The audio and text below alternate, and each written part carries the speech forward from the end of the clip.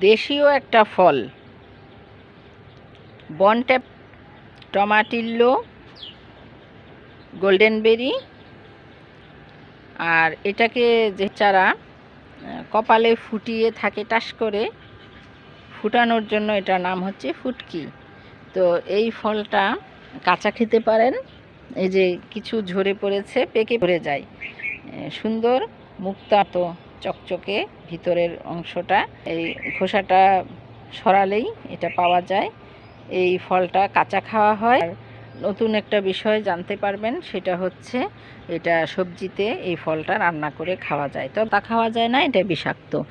এইটার ফল পেকে গেলে নিজে নিজে ঝরে যাচ্ছে, টাচ করলেও ঝরে যাচ্ছে। এই ফলটি আপনারা খেতে পারবেন নিশ্চিন্তে।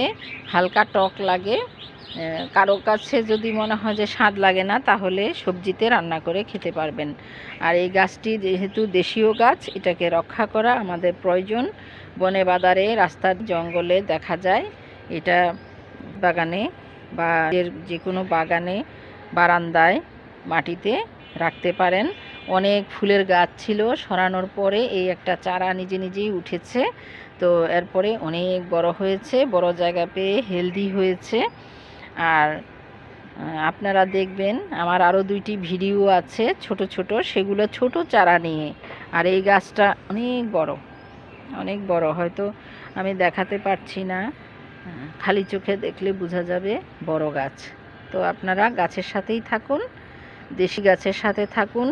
এই গাছটা বিদেশেও পরিচিত, তবে সেই ফলগুলো আরও বড় হয় এবং চড়া মূল্যে বিক্রি হয়। দেশি গাছের সাথে থাকুন। আল্লাহ হাফেজ।